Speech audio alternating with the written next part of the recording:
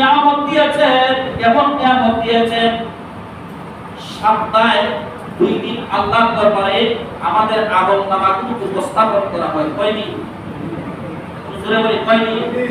সপ্তাহে 2 দিন আল্লাহর বান্দার আমলনামাগুলো আল্লাহর দরবারে আল্লাহর কাছে এটা উপস্থাপন করা হয়। এই দিনগুলো হচ্ছে, একটা হলো সোমবার, আর একটা হলো বৃহস্পতিবার। একটা হলো কি? সোমবার, আর একটা হলো বৃহস্পতিবার। এই 2 দিনে আল্লাহর নবী রোজা রাখতেন। হাদিসটা হলো নাসাই শরীফের হাদিস, 2358 নম্বর হাদিস। 2358 নম্বর হাদিস। আল্লাহর রাসূল সাল্লাল্লাহু আলাইহি ওয়াসাল্লাম সপ্তাহে 2 দিন রোজা রাখতেন, সিয়াম সাধনা করতেন। সুবহানাল্লাহ। আল্লাহর নবী রবিউল আউয়াল মাসের মধ্যে এসে আমাদেরকে শিক্ষা দিতেছে, আল্লাহর বান্দাদের উম্মতে মুহাম্মদকে।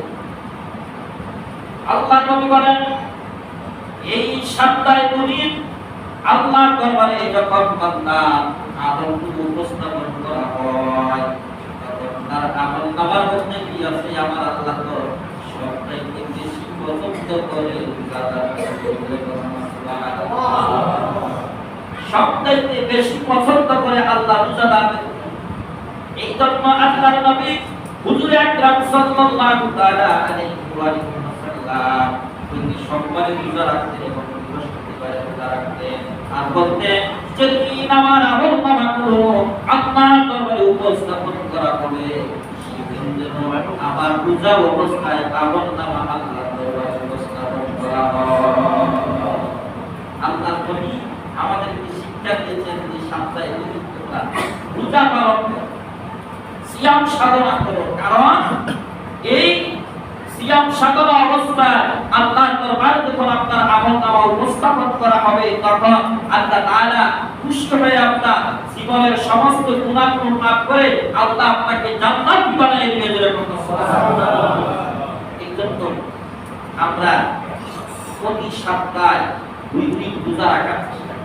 রাসূলের আদর্শ যদি আপনি পড়েন, রাসূলের আদর্শ যদি আপনি ফলো করেন, আমরা রাসূলের আদর্শকে আমরা চিন্তা করি যে আমরা রাসূলের আদর্শকে ধারণ করি,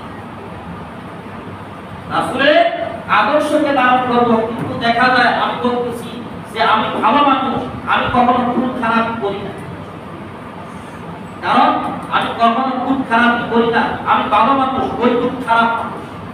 যখন ক্ষমতা আমার কাছে চলে আসে, ওই খুব দেখছেন যে আমি আরো খারাপ হয়ে যাই। আমার কাছে কোনো শক্তি আসে, যে লোক খারাপ লোক বিদায় নিল, ওই লোকের কাছে যখন ক্ষমতা, তখন মানুষ শান্তিতে বসবাস করতে পারে না, তখন মানুষ অশান্তির মধ্যে বসবাস করে।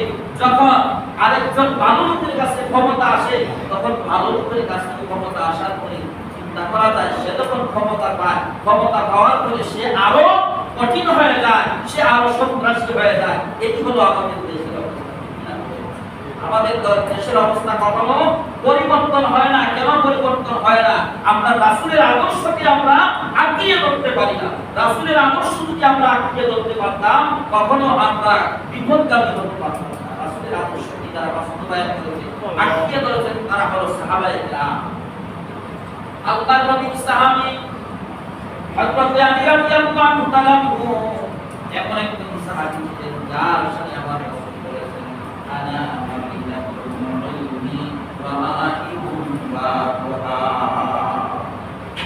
আল্লাহর নবী হলেন, আমি হলাম এলেমের শহর। আর সেই শহরে যদি প্রবেশ করতে হয়, ঢুকতে হয়, তাহলে সেই শহরের দরজা প্রবেশ করতে আমি জুড়ে জুড়ে বলি আল্লাহু আকবার। কারণ সেই শহরের দরজাটা হলো হযরত আলী। আর সেই আলী আমাদেরকে শিক্ষা দিয়েছেন। আমরা জানি যে আল্লাহর পরে যিনি হচ্ছেন নবী মুহাম্মদুর রাসূলুল্লাহ। আল্লাহকে আমরা আল্লাহর ইত্তেবা করতে হবে, নবীকে অনুসরণ করতে হবে। আল্লাহকে পাইতে হলে আমরা নবীকে অনুসরণ করতে হবে, নবীকে পাইতে হলে আমরা সাহাবায়ে কেরামকে অনুসরণ করতে হবে, আউলিয়ায়ে কেরামকে অনুসরণ